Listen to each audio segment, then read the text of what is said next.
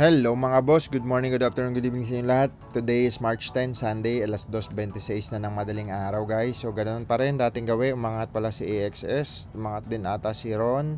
So yung kalahati kasi nitong kinikita natin sa staking dito sa AXS, binibili natin ulit ng AXS at yung kalahati binibili natin ng RON. Again guys, disclaimer lang, hindi po ito financial advice. Huwag nyo po akong gagayahin. Posible ang ginawa ko ay hindi fit para sa inyo, lalo na kung hindi nyo naman extra pera ang linalagay nyo. Ulitin ko, hindi ko po ito pinagmamayabang ang asset na meron tayo dito. Ito po ay pang sarili lang. Hindi ko po ito pinagmamayabang. Kung kayo ay isang Pilipino na galit, gigil na gigil sa kapwa Pilipino na umaasenso, guys, ma-inspired ka na lang guys. Matuwa ka, may kapwa tayo Pilipino na umaasenso. Huwag ka na maging crab mentality. Umalis ka na doon. Kaya hindi ka umaasenso hanggang ngayon, ganyan ang mindset mo guys. Baguhin mo na. Magkakaiba kasi ng mindset eh. Depende sa mindset mo kung magkano ang savings mo ngayon. Kung wala kang savings na maliit, siguro may mali sa ginagawa mo. Malamang hindi connected doon yung ginagawa mo sa goal mo. Goal mong yumaman pero ang ginagawa mo makichismis lang kapitbahay. Manira ng katrabaho, manira ng kakilala. Kunyari, plastic. Kumbaga, pagkaharap, ang lupit. Pag nakatalikod. Malalaman mo yan guys pag may kaibigan ka ito. Pag may kaibigan ka, na pag nakausap mo, nagkukwento ng mga kaibigan nyo din na sinisiraan niya. Diba nga sabi ni Bea Alonso, ayaw niya daw ng ganong tao na pagkausap niya naninira ng iba. Malamang, sabi niya, pag sa iba naman nakaharap yun, baka siya naman ang sinisiraan. So, yun yung mga isa sa mga crab mentality guys. Huwag na kayo dun, hayaan nyo na yun, ignore nyo na yun, yung mga ganong pag-uugali. Ilista mo guys, ganito ha. Ilista mo yung ugali mong ayaw mo. Ilista mo yung ugali mo na maganda sa'yo. Tapos ilista mo yung ugali mo na gusto mong maging. Okay? So, yung mayayaman kasi may mga attitude din yan. May mga ugali din yan. Ugaling personality nila. Siyempre, pag mayayaman, ang ugali niyan, consistent. May tiyaga. Hindi mareklamo. Hindi puro complain. Solusyon ang iniisip. Yun yung goal ng mayaya. Ayun yung mga attitude ng mayaman. Gusto mong yumaman, dapat baguhin mo guys. So itakwil mo na yung mga bagay na crab mentality. I-maintain mo kung anong ugali meron ka. Tapos i-download mo yung mga ugali na gusto mo na para sa'yo. May natutunan kayo no. So ayun. Saan na ba tayo? Pakwento na naman tayo, Mr. KGB Crypto. Saan na ba tayo? Check natin si Ron, mga men.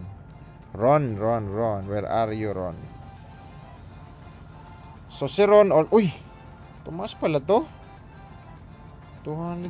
Tumaas siya, men. Nag-all time high nga siya. Ay, hindi pa. Hindi pa siya nag-all time high. Pero tumaas siya, in fairness. Okay. Nagulat ako dun, 16,000 yung Ron ko dati. Check nga natin, men.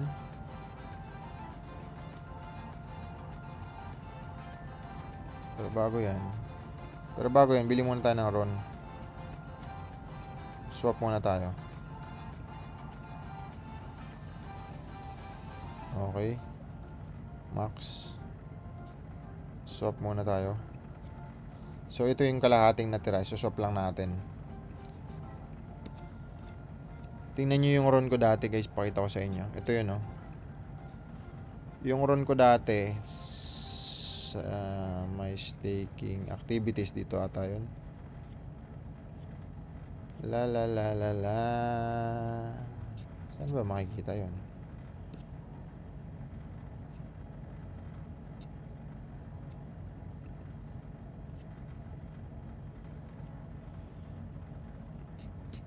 Next. In-unstake ko yun Tapos in-stake ko ulit. Unstake. Ano ba yun? Check lang natin mga insan ha. Wala, nawala na siya ba?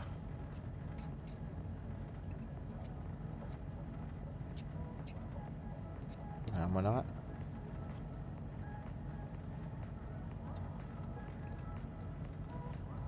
Claim lang natin muna to. Sayang din yan, $1. $6.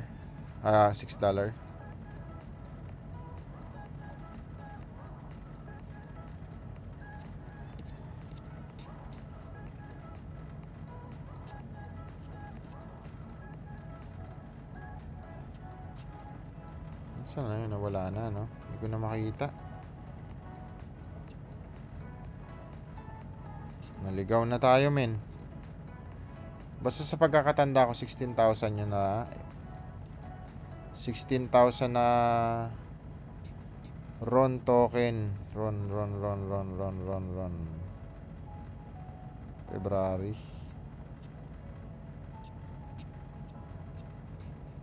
View lang natin, no? Kasi hindi naman ganun ka haba tong video natin. Sa AXS kasing haba ng mga pinagsasabi ko dun, eh. Ganun lagi. Ay, no, guys, 16,200. So, pinasok ko yan nung December. Tapos, in-out ko siya January 3 na. So, ang titingnan mo ngayon, magkano na ba siya? 16,214. How much is that? Manghihinayang ka lang, no? Ganun naman lagi. 16,214. 16,002. 1.4. 3.4 million na rin siya, min. Pera. Ngayon, kung titingnan natin, magkano lang ba tayo ngayon? Ayan, 441. So, bago yan, ano muna natin? Delegate tayo. Bili na tayo. Ay, i-delegate na natin. So, 14. Dito tayo ulit. 8% lang to. Delegate. Max. Magtira tayo ng kakapiranggot. Pwede na siguro yan. Lagi tayo magtitira ng gas fee, guys, ha. Kasi kada kaimbot mo dito may gas fee yan. So pag hindi ka nagtira, kababa. Walang matitira sa imo. So hindi ka makakapag-transact. Magde-deposit ka pa niya ng hiwalay. Okay. Ayan, 441. Refresh lang natin maya-maya. So 441. Sabihin natin 441. How much is that today? 441. 4411. Ayan. 900,000 din siya, guys, no? Parang 600 lang yan nung nakaraan, eh. Okay. And 4441. So, refresh lang natin para pumasok na dyan yung 60 ata yun. 60 ba yung stake natin for today? Okay. Disclaimer ulit. Hindi po ito financial advice. Mamaya. Ayan, 441 kanina yan. Ito na pinaka-total niya. Tablaze natin to. 4479, men. 4479. Okay. O, yan. Meron tayong 960. Okay. At ayun lang ang ating update for today. Again, basa tayo ng comment. Shoutout muna sa 552 subscriber natin. At basa tayo ng comment about sa RON. Okay, sabi ni Mr. Mon _1794. Nag-all time na RON now. Wow, nice sir. Nice hold. Papo ba? Yes, hold lang tayo dyan, guys. Matagal lang, haba-haba pa yung lalakbay ni Ron. Sir, anong mas maganda, Ron? LP, farming? Para sa akin ay staking. Okay? Ito kasi sa katana yan, eh. May permanent loss dyan. Okay. Mr. Kamatis nga. Lords, paano malalaman ang bigay ng airdrop? Okay, sa ano yan? Follow ka lang sa mga malulupit na YouTube channel. Pasok ka sa mga Discord. Ganun lang yun. Makikita mo, ma-update ka dyan. At yun lang ang mga tanong natin. To kahapon pa yan. Okay, so alright mga insan, mga pamangkin, kakilala, kaibigan, kamag-anak, kaklase, kung ano man ang tawag sa imo ng mga kamag-anak sa iyo, kung ano, bahala ka na. Baliw na naman si Mr. KGB Crypto. At eto, kaka-upload lang natin. Refresh natin, ha. I-share nyo na yung video natin, guys, para marami. Ayun, na-upload na natin yung 121. Pending pa. Mamaya. So, dalawa ina-upload natin na video everyday. Okay. Mr. KGB Crypto, share nyo na ating channel para dumami tayo dito at marami tayong matulungan, ma-inspired na mabago ang buhay about businesses, crypto, at magbigyan natin ng babala yung iba na baguhan pa lang sa crypto, na basta lang sugod ng sugod, di inaaral, kaya pag nalugi, maninisi, dalang-dala. Madadala na kayo sa crypto, sa forex, sa bitcoin, sa networking, kasi nga pangit yung naging experience nyo kasi hindi nyo nga inaral. Basta lang may kakilala kayo na nag-join, sumali, tapos kumita daw, tapos ikaw naman ngayon naglapag ka ng pera na pinag-ipunan mo na habang panahon. Kaya, so yun, mga ingat na lang kayo doon, guys. Okay, salamat sa inyo and see you tomorrow. Bye bye.